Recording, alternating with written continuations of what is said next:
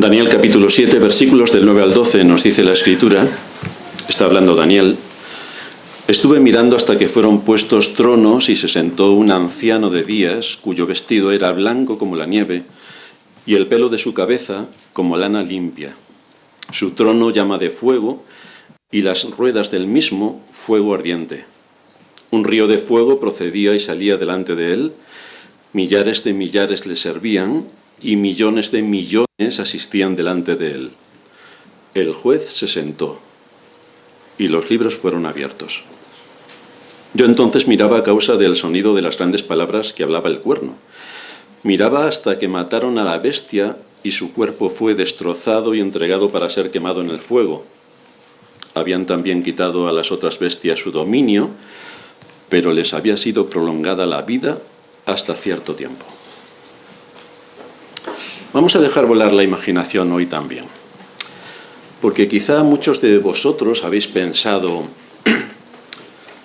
¿qué hubiera ocurrido si en vez de que el Señor hubiera venido hace 2000 años, viniera en nuestra época y ahora iniciara su ministerio público? ¿Qué ocurriría? ¿Qué ocurriría en la Iglesia de Roma con su idolatría atroz y su estructura copiada del Imperio Romano, porque es un calco? ¿O qué ocurriría con la Iglesia evangélica, sumida en su sensacionalismo y experiencias pseudomísticas y paranormales? Perdón, me he equivocado, paranormales, quería decir. No sé por qué se me ha ido la mente. Y en cuanto a la demostración de su poder para autentificar que es Dios, veríamos que sana a los enfermos.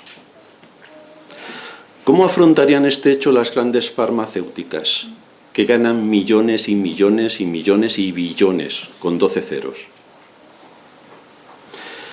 ¿Qué harían con una persona que les está dejando sin su negocio multimillonario? ¿Y qué harían los hospitales si el Señor pasara por cada uno de ellos y todos los enfermos salieran completamente sanos? Lo siento por los médicos, que han quedado sin trabajo. Ahora, no os preocupéis, que los sindicalistas dirían que eso es intrusismo laboral, y entonces le atacarían por todos los medios, por estar haciendo una profesión que no le compete. ¿Y si el Señor empieza a resucitar muertos? ¿Qué harían los servicios de inteligencia y los gobiernos ante un hecho tan extraordinario? ¿Creéis que le darían una posición de honor y de privilegio? ¿Creéis que le permitirían estar como líder de las naciones libres? Esto suponiendo que nos creamos el cuento que vivimos en naciones libres, porque hay que creerse el cuento. Pero si te crees el cuento, ¿lo dejarían como líder de las naciones? ¿O se lo llevarían quizá a algún lugar tenebroso para experimentar con él? ¿No usarían todos los recursos a su alcance para acabar con una persona que pone en jaque al poder? Si siendo Cristo un hombre perfecto en justicia y santidad, los de su época acabaron con él, ¿hoy harían exactamente lo mismo o mucho peor? Nuestro mundo lo desprecia por completo, porque Cristo es muy incómodo para la naturaleza del hombre. Saca a la luz su corrupción natural y lo deja al descubierto. Por lo tanto, es muy incómodo. La inmensa mayoría de los que se llaman creyentes están satisfechos con lo que en su mente se han ideado acerca de Dios y rechazan someterse a un estudio riguroso de las Escrituras, y sobre todo que contenga lógica bíblica. Si es sensacionalismo, todos se lo creen, pero si tiene lógica bíblica no se creen nada. Estos son los creyentes. Aborrecen las doctrinas y lo hacen desde una posición ideológica y humanista. Así que, a pesar de que el Señor nos habla por medio de su palabra, la inmensa parte de la cristiandad no quiere ni escucharla, que es exactamente un calco de lo que hacía Israel. Es literal, no hemos avanzado mucho. Por eso el objeto de la revelación que tuvo Daniel no es solamente informarnos, que nos demos cuenta, que los poderosos gobernantes a lo largo de la historia son por naturaleza animales de presa que viven para la destrucción. Esto es lo que nos dicen en los primeros 8 versículos de este capítulo. Lo que debemos tener en mente, y es de lo que nos está avisando, es que la meta final de los sistemas políticos es dirigir su ataque contra los santos del Altísimo, es decir, contra el verdadero pueblo de Dios. Eso es lo que hay de fondo. Nosotros no nos enteramos, porque vivimos en el mundo magnífico de las sociedades libres, opulentas, y que tenemos todo lo que queremos, precisamente. Tenemos todo menos el Evangelio. Hay de todo menos Dios. Hay de todo menos su palabra. Así que seguimos indagando en nuestro texto de Daniel, cuando él ve a Dios sentado en su trono y se inicia un juicio. Hoy vamos a ver 5 puntos acerca de este juicio. En primer lugar, vamos a ver cuál es la causa del juicio. En segundo lugar, ¿quién preside el juicio? En tercer lugar, ¿cuál es su fundamento legal? En cuarto lugar, ¿quiénes son aquellos que asisten al juez? Y en quinto lugar, se inicia el juicio. Así que vamos a ver en primer lugar la causa del juicio. El pasaje nos da a entender que el origen que da lugar a este juicio son las palabras arrogantes del cuerno pequeño que se leen en los primeros versículos de este capítulo y sus hechos violentos contra el pueblo de Dios. Esto está hablando figuradamente, pero está dirigiendo la atención a una estructura supranacional que actúa de una manera extraordinaria y perversa para raer el nombre de Dios de la faz de la tierra. Ese es su objetivo. Y más adelante, a lo largo del capítulo, nos dice que los creyentes serán vencidos. Así que hoy estamos en esta situación. La Iglesia ha sucumbido por completo y ha sido vencida por este entorno supranacional que todo lo abarca. La Escritura enseña una y otra vez que Dios resiste a los soberbios y da gracia a los humildes. La soberbia y el orgullo atraen la ira de Dios. Y es precisamente una de las características de esta entidad a la que se está refiriendo aquí Daniel. Se nos dice en Proverbios 15:25 que Dios asolará la casa de los soberbios. Así que su espectro es bastante amplio. No solamente está dirigido a los gobiernos y gobernantes que son soberbios, que solamente tenemos que mirarles un poco y ver que esa es su posición, sino también esto va dirigido a todo ser humano, especialmente a los creyentes. Dios asolará la casa de los soberbios. Y si recordáis algún soberbio en alguna de las iglesias en las que hayáis estado, veréis que literalmente ha ocurrido así. Dios asolará la casa de los soberbios. Y más adelante, Proverbios 16:5, dice: abominaciones a Jehová todo altivo de corazón, ciertamente no quedará impune. Porque este es un pecado que conlleva castigo directo por parte de Dios. No quedará impune. El soberbio desafía a Dios y a su palabra. No asume ni se somete a sus mandatos, más bien los desprecia. Su conducta arremete contra todos los principios de las Escrituras. Y en muchos casos resulta que quien actúa así es alguien que se llama creyente. Menos mal, menos mal. Es su soberbia quien le dicta el camino que debe tomar y desprecia todo lo que se oponga a sus deseos, rechazando cualquier tipo de exhortación que se le haga desde la palabra de Dios. Todo es inútil para quien está dominado por este pecado. Es hablar con la pared. No sé si alguna vez habéis hablado con la pared. Pues con muchas de estas personas es hablar con la pared. Esto es lo que hay en el corazón y en la conducta de aquel que es soberbio y orgulloso, y por eso es un pecado tan grave delante de Dios. Este es el perfil del símbolo que representa el cuerno pequeño. Hablaba con arrogancia y perseguía a los creyentes. Nada de esta conducta ha pasado desapercibida, por lo que aquí encontramos el hecho de que el tribunal de Dios inicia su sesión para tratar precisamente este asunto. Así que el texto que nos ocupa no nos va a hablar del juicio final a toda la humanidad. No, Daniel lo va a enfocar exclusivamente a esta entidad, que está simbolizada por un cuerno pequeño y que es a quien va dirigida toda la estructura del juicio que aquí se desarrolla. En la visión Daniel contempla al juez, al trono que ocupa y a las personas que le asisten.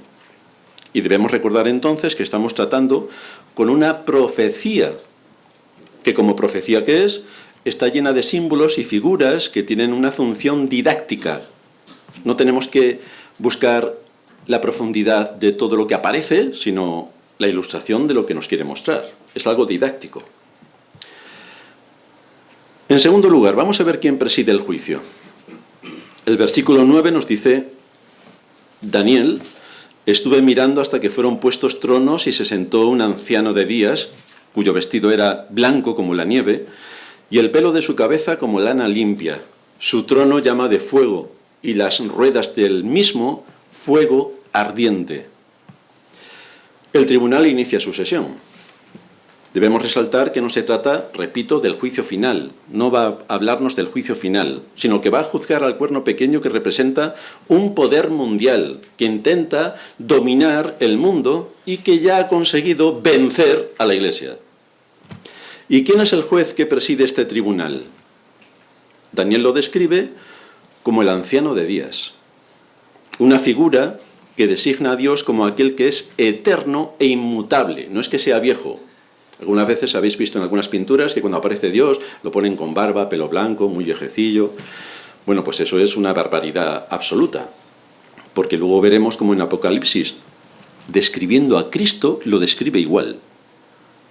Así que aquí el símbolo representa a Dios como lo que es, eterno e inmutable, en contraste con el dominio temporal de los imperios humanos. Dios es eterno, permanente, por Él no pasa el tiempo, y además su poder es extraordinario, cosa que no ocurre con los imperios humanos. Esta es la idea que se quiere transmitir en nuestro texto. Los gobiernos terrenales se levantan y los gobiernos e imperios terrenales caen. Su gloria es pasajera, lo mismo que su poder y su dominio. Recordad a Babilonia, un imperio. Tuvo sus grandes días de esplendor. Luego cayó y vinieron los medopersas. Luego cayeron y vinieron los griegos. Luego cayeron y vinieron los romanos. Esto es lo que tenemos de la gloria de ellos. Los relatos en los libros de historia. Se acabó. Ya no hay nada más. Ya nadie teme a los soldados romanos. Bueno, la Iglesia sí, porque todavía está esperando que vengan los soldados romanos a perseguirles. Pero eso no va a ocurrir. Nadie teme a los soldados romanos, ni a los visigodos, ni a los vándalos, ni al imperio carolingio, ni al imperio español, ni al imperio inglés. Nada. Libros de historia. Esta figura que aquí se describe nos transmite la idea de eternidad e inmutabilidad, tal y como se representa a Dios sentado en su trono. Pero representa también a Dios como aquel que es infinitamente sabio y que es digno de honor y toda reverencia. En las Escrituras la vejez se encuentra muy relacionada con la sabiduría y conlleva una disposición de respeto. Ante las canas te levantarás. Así que también está hablando de esto, en la ilustración que aquí nos da al definir al ser de Dios. Cuando nos acercamos a una persona con autoridad y tiene sus cabellos blancos y está vestido con ropas oficiales y rodeado de un entorno solemne, eso impacta nuestra mente. Sabemos que no vamos a acercarnos a cualquiera. Estamos en un contexto de respeto y de solemnidad, por lo tanto, no tenemos libertad para hacer absolutamente nada, sino respetar a la persona que allí está delante de nosotros. Pues esto es lo que intenta demostrar Daniel con esta visión que está viendo. Por otra parte, Daniel nos dice del anciano de días que su vestido era blanco como la nieve y el pelo de su cabeza como lana limpia, en clara referencia a su justicia perfecta y a su santidad. De hecho, en la visión que el apóstol Juan tuvo siglos más tarde sobre Cristo en Apocalipsis, capítulo 1, versículo 14, que es la lectura de introducción, nos dice que su cabeza y su cabello eran como blanca lana, como nieve. Así que la descripción de Cristo y de esta figura que aparece aquí, detallada por Daniel, es exactamente la misma. Está hablando de Cristo. Está hablando de Cristo. A Dios, nos dice la Escritura, nadie le vio jamás y nadie le verá, porque habita en luz inaccesible. Allí nosotros no vamos a poder llegar. Llegamos por medio de Cristo, y Cristo es la revelación que Dios hace de sí mismo y con quien se comunica para nosotros. Cristo es nuestro mediador, Cristo es el que va a abrir los libros, Cristo es el juez de toda la tierra, Cristo es el que domina y tiene todo bajo sus pies. Él es la segunda persona de la Trinidad, sentada en su trono, y es Él quien va a llevar a cabo el juicio. Debemos observar que así como los gobiernos humanos se caracterizan por la injusticia, y creo que en esto todos estamos de acuerdo, todos venís de países democráticos, donde la libertad, la justicia y la igualdad, o sea, ¿qué os voy a contar? Los gobiernos humanos están caracterizados por la injusticia, por la perversión de la verdad y por la corrupción, mientras que el trono de Dios está sustentado en la justicia, en la santidad y en la verdad. Este es nuestro reino, y de esto es lo que nos está hablando Daniel. Este es nuestro verdadero reino. Las sentencias emitidas en este tribunal no están corrompidas. No hay intereses perversos para doblegar a la autoridad y hacerla decir algo injusto. No se puede comprar al juez. Así que cada cual recibe allí justamente lo que merece. Basado en lo que nos dice el escritor a los Hebreos en el capítulo 4, versículo 12, cuando nos habla de que la palabra de Dios es viva y eficaz y más cortante que toda espada de dos filos y penetra hasta partir el alma y el espíritu, las coyunturas y los tuétanos, y discierne los pensamientos y las intenciones del corazón, y no hay cosa creada que no sea manifiesta en su presencia. Antes bien, todas las cosas están desnudas y abiertas a los ojos de aquel a quien tenemos que dar cuenta.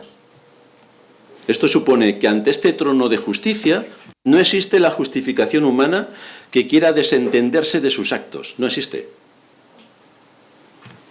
No existen los abogados que usan tretas para que los culpables no sean condenados. Tampoco se puede sobornar al juez. No hay absolutamente nada que pueda impedir que se haga justicia, porque aún las intenciones están expuestas. Aún las intenciones. Pero Daniel no solamente describe al juez que preside este tribunal, sino también el trono que ocupa, lo cual nos lleva a nuestro tercer punto. ¿Cuál es el fundamento legal de este trono? El texto dice que su trono es llama de fuego y las ruedas del mismo fuego ardiente. El fuego es un elemento muy importante en esta visión, muy importante. Dice el versículo 10 que un río de fuego procedía y salía de delante de él. Este fuego representa en la Escritura la ira de Dios. Este fuego representa en la Escritura la ira de Dios. Su justa indignación contra el pecado del hombre y el castigo que es decretado contra todos aquellos que violan su ley. En Deuteronomio 4:24, después de advertir al pueblo contra el pecado de la idolatría, que es lo primero en lo que cayeron nada más salir de Egipto, Moisés explica la razón por la que no debemos coquetear con el pecado. Y dice, porque Jehová tu Dios es fuego consumidor. En el Salmo 50, el versículo 3, dice Asaf, vendrá nuestro Dios y no callará, fuego consumirá delante de él. Esto nos muestra que aunque Dios es misericordioso, también es justo. Y su justicia lo mueve necesariamente a castigar al transgresor. Si Dios fuera indiferente al pecado y a la maldad de sus criaturas, dejaría de ser Dios, porque Dios es justo. Curiosamente, en el mundo cristiano, en la cristiandad, muchos rechazan la idea de que Dios castigue el pecado, pero si es tan bueno, al final todo lo perdona. Todo lo perdona, de todos. Pero esto no encaja con la imagen y cómo lo presenta la Escritura. En Dios se conjugan las dos características de su perfección. Es tanto amor como tanto ira y justicia. ¿O tú qué piensas cuando las autoridades actúan con indiferencia ante los delincuentes? ¿Tú qué piensas? Has trabajado duro, has podido comprar una vivienda, la pones en alquiler, llegan los ocupas y te has quedado sin casa. ¿Tú qué piensas? Pobres ocupas, tienen que vivir en algún sitio. Seguro que piensas eso. ¿Qué piensas cuando las autoridades actúan con indiferencia ante los delincuentes? ¿O qué piensas cuando esas mismas autoridades cometen todo tipo de delitos y quedan impunes? Porque en su caso, qué casualidad, no se aplica la ley. Vaya, qué casualidad. Esto le pasa también a muchos creyentes, que leen los mandamientos, pero en su caso tienen excepciones y no se aplica. ¿O qué piensas cuando tus derechos lícitos y legales son pisoteados y no tienes dónde reclamar porque no hay quien desde el poder haga justicia? ¿Qué piensas? Todos los que están en el poder son muy rápidos para cobrar impuestos, pero son lentísimos e inútiles para actuar de acuerdo al derecho. ¿Y cómo te sientes en esta situación cuando la injusticia es la que reina? El asunto es que nuestros jueces no son buenos cuando liberan al culpable, sino cuando lo condenan, sea quien sea. Del mismo modo, Dios es bueno cuando ejecuta sus juicios y no da por inocente al culpable. Dios es bueno cuando hace eso. De hecho, su misma justicia le lleva a no perdonar ni a su propio Hijo para poder imputarnos a nosotros su justicia. Es decir, no perdonó ni a su Hijo, porque alguien tenía que pagar nuestros pecados, nuestra violación de la ley. Alguien tenía que pagarla. Y si no la vamos a pagar nosotros, ¿quién la va a pagar? Ese es el sentido de la venida de Cristo en este mundo. El justo murió por los injustos, para llevarnos a Dios. Por otra parte, Daniel nos habla acerca de este trono que tenía ruedas y que era también de fuego ardiente. Bueno, aquí los evangelicoides se ponen las botas porque estos son ovnis. En fin, creo que deberían ver menos películas y estudiar más la Biblia. Seguramente llegarían más lejos. ¿En qué otro lugar de la Escritura se usa esta figura simbólica de las ruedas? En Ezequiel 1. Donde el profeta describe una visión que tuvo de la gloria de Dios. Dice Ezequiel 1:15, mientras yo miraba los seres vivientes, he aquí una rueda sobre la tierra junto a los seres vivientes a los 4 lados. El aspecto de las ruedas y su obra era semejante al color del crisólito, y las 4 tenían una misma semejanza. Su apariencia y su obra era como rueda en medio de rueda. Y Flavel, interpretando este texto, con otros muchos comentaristas, considera que todos los seres están en la mano de Dios. Este es el punto culminante de todo lo que aparece. Todos los seres están en la mano de Dios. Y Él los dirige en todos sus movimientos, limitándolos y restringiéndolos según su voluntad. Procura que esta gran verdad esté bien asentada por la fe en tu corazón y te protegerá de los terrores esclavizantes cuando tienes miedo al mundo en el que vives o a los políticos tan amables que nos rodean. El primer capítulo de Ezequiel contiene un cuadro admirable de la providencia. Allí se ven los seres vivientes que mueven las ruedas, es decir, los grandes torbellinos de las cosas que ocurren en la tierra y que se presentan ante Cristo, que está sentado en su trono para recibir nuevas instrucciones de Él. Así que todo está en las manos de Dios. Este es el fin de toda la historia. Todo está en las manos de Dios. Los imperios están en las manos de Dios. El vecino que me molesta está en las manos de Dios. Todo está en las manos de Dios. Todo esto corresponde a la providencia que engloba toda la historia del hombre y toda la historia de los imperios sobre la tierra, donde todo es gobernado por Dios. Todo es gobernado por Dios. Por eso se simboliza aquí sentado en su trono. Nuestro Dios está sentado en su trono y juzga en todo el universo. Ese es su trono. Él está presente en todas partes, no solamente contemplando lo que ocurre, sino también emitiendo su juicio sobre cada una de las acciones de los hombres. La Escritura lo denomina como el omnipotente, el todopoderoso, el omnipresente. No hay nada que se escape de su dominio. Nada. Pero Daniel no solo vio en su visión al juez, no solamente vio al trono que ocupa, sino también vio a millares de millares y millones de millones que le asistían. Esto es lo que nos lleva a nuestro cuarto punto. ¿Quiénes asisten al juez?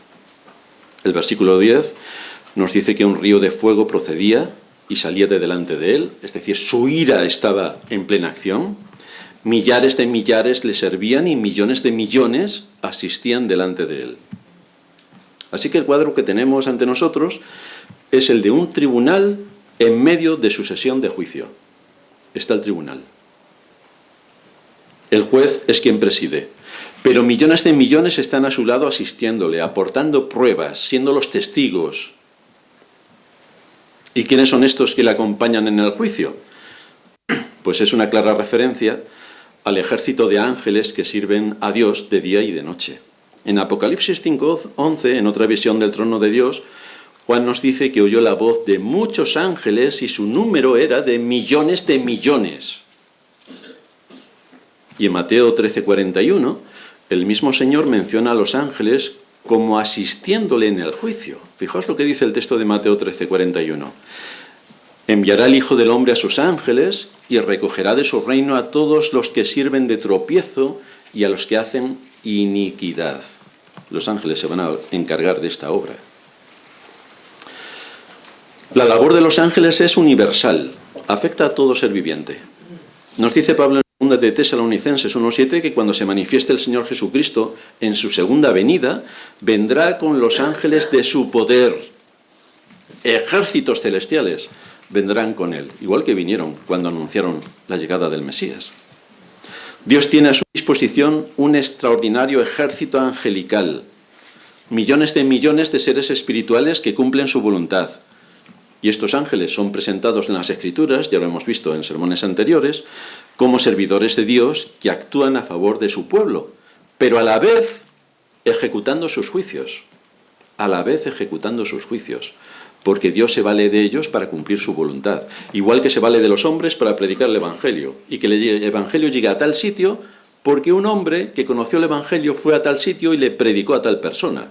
Así mueve Dios los elementos de la historia y de la providencia para cumplir sus propósitos, de manera que no lo hace directamente, sino a través de causas secundarias.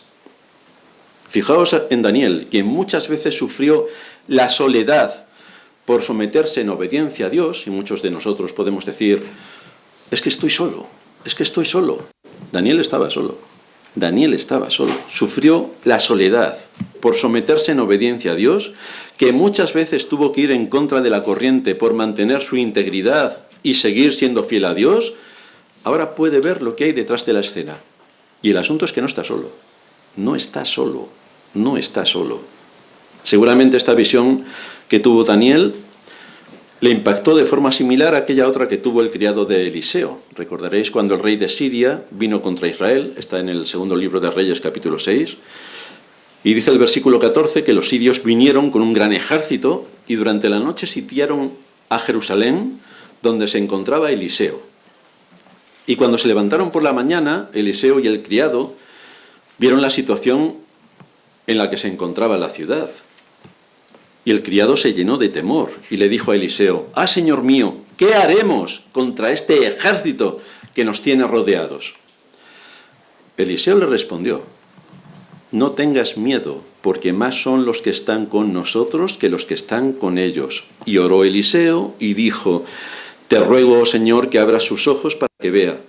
Entonces Jehová abrió los ojos del criado y miró, y aquí que el monte estaba lleno de gente de a caballo y de carros de fuego alrededor de Eliseo. Nosotros esto no lo podemos ver, pero el que no lo podamos ver no quiere decir que no sea una realidad. El Señor ha prometido que en medio de su iglesia, hoy con nosotros también hay ángeles. No los vemos, pero están con nosotros, están escuchando más de la palabra de Dios, están aprendiendo más de la palabra de Dios, están encajando más. ¿Cómo es posible que el Dios eterno enviase a su Hijo unigénito para morir por pecadores como tú y como yo? Esto les impacta. Les sorprende y siguen aprendiendo.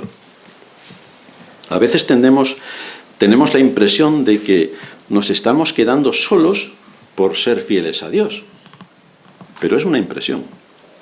Hay muchos otros creyentes que no han doblado sus rodillas delante de los baales de este mundo, como ocurrió en tiempos de Elías.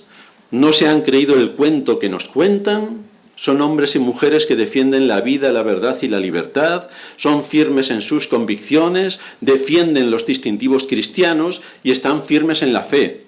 Y no se dejan engañar, ni por la religión ni por la ciencia. Por las dos. En quinto lugar, llegamos al momento en que se inicia el juicio. Dice el versículo 10 que el juez se sentó y los libros fueron abiertos. La idea que nos transmite el texto es que el tribunal inició su sesión y de inmediato los libros fueron abiertos. Así se inicia la sesión. En estos libros están escritos los nombres de los acusados y la acusación que pesa contra ellos también está ahí definida. En Apocalipsis encontramos una visión similar a esta, porque no solamente está el libro de la vida, hay otros libros. Apocalipsis 20:11, vi un gran trono blanco. Nuevamente aparece aquí esta imagen, el trono, y al que estaba sentado en él, a Cristo, de delante del cual huyeron la tierra y el cielo, y ningún lugar se encontró para ellos. Y vi a los muertos, grandes y pequeños, y esto sí que se refiere ya al juicio final, pero no es el tema de nuestro sermón, pero sí es para ilustrar. Y vi a los muertos, grandes y pequeños, de pie ante Dios, y los libros fueron abiertos. Y otro libro fue abierto, el cual es el libro de la vida. Y fueron juzgados los muertos por las cosas que estaban escritas en los libros según sus obras. Así que hay varios libros. El libro de la vida, donde están escritos los nombres de aquellos que Dios desde la eternidad llamó a la salvación, y eso es intocable. Y luego están los otros libros, donde aparecen las obras de todos los hombres, escritas. Porque Dios conoce a la perfección las acciones de los hombres. Conoce sus palabras, sus obras, sus pensamientos, sus motivaciones. Y por cada una de estas cosas los hombres darán cuenta en su tribunal. Este es el significado de estos libros. Y mucha más responsabilidad, que es a lo que nos lleva nuestro texto, recae sobre los gobernantes a quienes Dios ha puesto para traer el bien de la humanidad. Si los gobernantes actúan en contra de la ley moral y con un desprecio superlativo hacia Dios, esto tiene consecuencias. Ellos se ríen y se parten de risa, pero no saben qué es lo que hay detrás. De esto trata nuestro texto.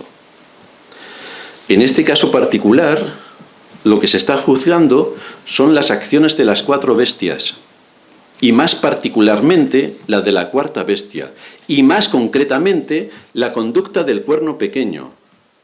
Daniel no está describiendo aquí el juicio final donde todos los hombres serán juzgados, sino que se centra en este cuerno pequeño. ¿Qué es lo que ocurre con él? ¿Qué es lo que ocurre con esta potencia? ¿Qué es lo que ocurre con este espectro que está gobernando todo el mundo? Yo entonces, dice el versículo 11 de nuestro texto, Daniel 7:11, yo entonces miraba a causa del sonido de las grandes palabras que hablaba el cuerno. Miraba hasta que mataron a la bestia y su cuerpo fue destrozado y entregado para ser quemado en el fuego. Habían también quitado a las otras bestias su dominio, pero les había sido prolongada la vida hasta cierto tiempo. Acordaos que las bestias de las que está hablando es el imperio caldeo, el medo-persa, el griego y el romano. De esas bestias se está hablando. Mientras Daniel observa esta visión celestial, escucha las palabras blasfemas y arrogantes que el cuerno pequeño está lanzando. Por eso Daniel manifiesta un interés especial en conocer el juicio que vendría sobre este personaje o esta institución que se atreve a desafiar a Dios de una manera tan insolente. Daniel se mantiene mirando, dice en la mitad del versículo 11, hasta que mataron a la bestia, y su cuerpo fue destrozado y entregado para ser quemado en el fuego. Con la destrucción del cuerno pequeño se completa la destrucción final de la cuarta bestia. Estos son los 4 imperios mundiales hasta la venida de Cristo. Este cuerno pequeño sale de la cuarta bestia, que se identifica con el Imperio Romano. El Imperio Romano cayó en el año 476 de nuestra era. y de ahí surgen una diversidad de reinos e imperios. Sin embargo, el carácter de la bestia de aquel imperio desintegrado se mantiene hasta el surgimiento de aquel cuerno pequeño. Se mantiene. Hoy todos vivimos, al menos en Europa, con una ideología romana, el derecho romano, lo que supuso el imperio. Es nuestra estructura, es nuestra cultura.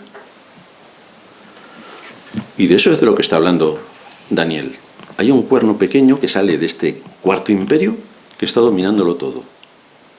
Si nos vamos a la segunda carta del apóstol Pablo a los tesalonicenses, nos va a definir un poco más lo que la Biblia llama el anticristo. Segunda de Tesalonicenses 2:3. Nadie os engañe, en ninguna manera, porque no vendrá sin que antes venga la apostasía. Bueno, queridos hermanos, que hoy estamos en un tiempo de apostasía, vamos, eso está más que claro. Viendo a las iglesias haciendo el payaso, no se puede ser más apóstata. Pues es ahí donde estamos. Y se manifiesta el hombre de pecado, el hijo de perdición, el cual se opone y se levanta contra todo lo que se llama Dios o es objeto de culto. Esto es una radiografía de lo que vivimos en nuestros días. Toda nuestra sociedad, toda nuestra cultura se opone a todo lo que se llama a Dios y es objeto de culto. Tanto, dice Pablo, que se sienta en el templo de Dios como Dios, haciéndose pasar por Dios. ¿Y cuál es el engaño mayor que pueda haber? Que tú creas que estás hablando con alguien que resulta que no es ese alguien con quien tú crees que estás hablando. Este es un engaño superlativo.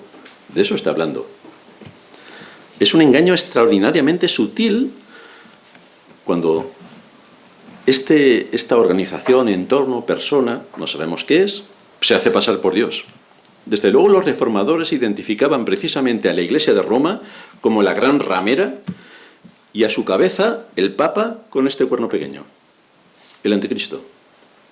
Ellos afirmaban que el Papa era el anticristo que menciona Daniel. Y no parece que esté muy lejos de razón. Por ejemplo, el Papa de Roma ha cambiado la ley de Dios, los 10 mandamientos. Los 2 primeros mandamientos no son los que la Iglesia de Roma tiene. Así que ha pervertido la ley. No tendrás dioses ajenos delante de mí, dice el primer mandamiento, y no te harás imagen ni ninguna semejanza de lo que esté arriba en el cielo, ni abajo en la tierra, ni en las aguas debajo de la tierra. No te inclinarás a ellas ni las honrarás. Eso también ha desaparecido. No existe. Existe en su Biblia, pero como no se lee en la Biblia, de mucho les importa. En su catecismo empiezan diciendo que el primer mandamiento es amarás a Dios sobre todas las cosas. Pero ese no es el primer mandamiento. Para ellos sí. Entonces la ley ha cambiado. Han perseguido a los cristianos hasta la muerte a lo largo de la historia. A los cristianos. Ha prohibido la lectura de las Escrituras durante siglos bajo pena de muerte. Se ponen en lugar de Dios para perdonar pecados. Pero quien solamente puede perdonar pecados es Dios. Pues ahí tienes al cura de turno, con la cabeza del Papa, perdonando pecados. En nuestra época no pierde el tiempo. Es un gran defensor de la criminal Agenda 2030. Vaya. Promueve todo tipo de conductas inmorales, profanando sus cultos que ya son profanos, con las banderitas de los guays y otras hierbas, que seguro que también las fuman. Defiende con determinación el plan Kalergi. Si no sabéis lo que es el plan Kalergi, buscarlo. Y lidera una de las grandes estrategias mundiales, denominada Gran Europa, para el dominio del mundo desde sus oscuras y tenebrosas mazmorras espirituales. Así que un encanto. Todo por el bien de las almas, que se asegura al 100% de que vayan al infierno. Vaya. Hay más agentes que se pueden considerar anticristos, pero la cabeza de Roma, el Papa, tiene todas las papeletas para ganar. El objetivo de unos y otros es derribar a Dios de su trono y perseguir a su pueblo. Ese es el objetivo. Anular la palabra de Dios, despreciar por completo a Cristo, y cualquier alternativa nos vale. Así como el anticristo va a concentrar toda la maldad de los gobiernos humanos, en él serán destruidos también todos estos gobiernos de una vez y para siempre. Es lo que la piedra que viene detrás de este cuerno nos estaba mostrando Daniel. Esta piedra en el sueño de Nabucodonosor, esta piedra que domina toda la tierra. Así que lo que Daniel está contemplando aquí puede ser visto desde dos perspectivas que se complementan la una a la otra. Por una parte, Daniel nos muestra en esta visión que hay una constante actividad judicial de parte de Dios sobre los asuntos que ocurren en este mundo. Dios continuamente está juzgando. Dios continuamente está juzgando. En este caso concreto, sobre los imperios y los gobernantes que tienen influencia mundial y que con arrogancia desprecian la palabra de Dios y persiguen a su pueblo. Esto lo tenemos por una parte. En los versículos 1 al 8 de este capítulo encontramos estas 4 bestias que llevan a cabo su dominio sobre todo el mundo. Puede darnos la impresión de que Dios es indiferente a las acciones de estos gobiernos humanos. Pero cuando contemplamos lo que Daniel relata en los versículos 9 al 12, el panorama cambia por completo. Lo que nos quiere indicar el Espíritu Santo, que es quien ha escrito la Escritura, es que Dios está sentado en su trono emitiendo su juicio y que la caída estrepitosa de cada uno de estos imperios es una prueba de ello. Cayó el imperio caldeo, cayó el imperio medo-persa, cayó el imperio griego y cayó el imperio romano. Y caerá absolutamente todos los vestigios que vienen a través de nuestra cultura tomada de esos imperios cuando el reino de Cristo se implante. Mientras tanto, Dios está juzgando porque los ha hecho caer. Los ha hecho caer, los levantó y los ha hecho caer. En conclusión,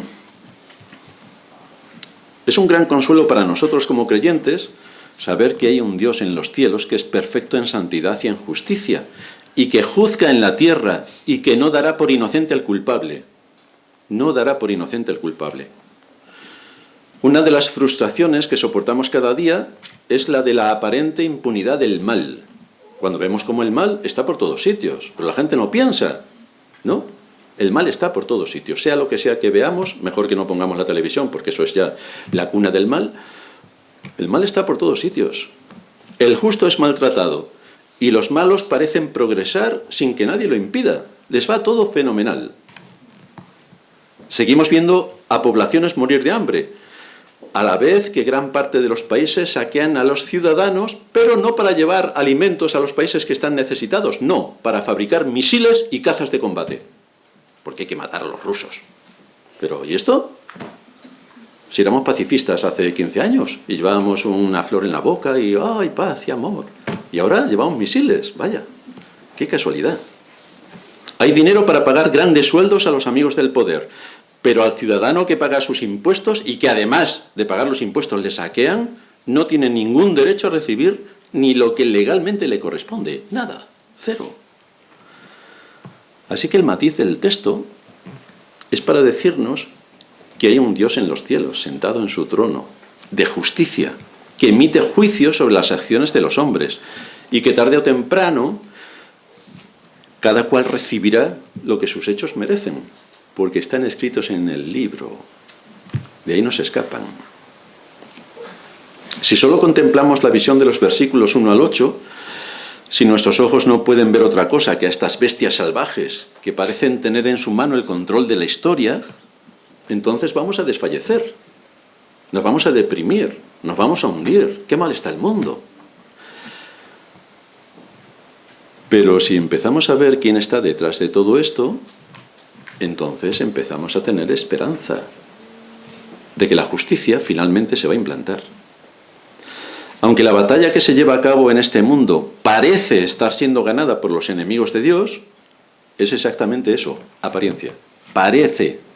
Pero sabéis que la realidad muchas veces no tiene nada que ver con... La realidad que vemos no tiene nada que ver con la realidad que no vemos. Hay muchas otras cosas detrás. De hecho, nosotros pensamos que el mundo está mal y las noticias que tenemos nos ponen los pelos de punta.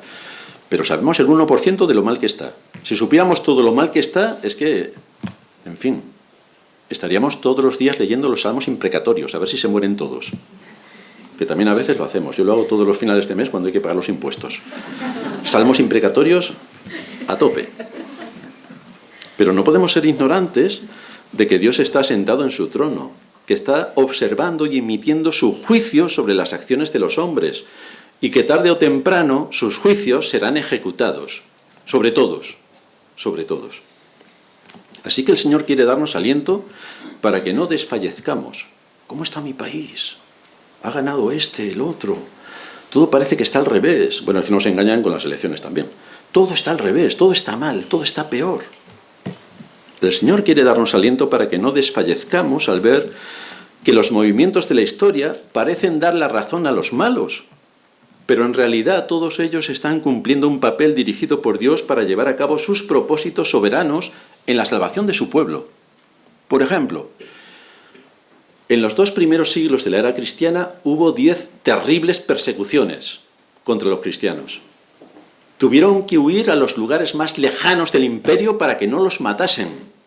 Eso supuso un sufrimiento atroz, porque muchos de ellos murieron. Ahora, queridos hermanos, si no hubiera habido persecuciones, no hubiera sido evangelizado el imperio a todo lo largo y ancho de lo que era. Y gracias a las persecuciones y por el sufrimiento y la muerte de nuestros antepasados en la fe, el Evangelio se divulgó hasta lo último de la tierra conocida. Y por ellos, por los que sufrieron y huyeron, Dios llamó a la salvación a miles, a miles y a miles. Así que podemos ver que las cosas malas que nos pueden ocurrir, Dios las utiliza para bien, porque todo entra dentro de su plan extraordinario para cumplir sus propósitos perfectos. Así que los sufrimientos de esos creyentes fueron usados por Dios para la salvación de miles.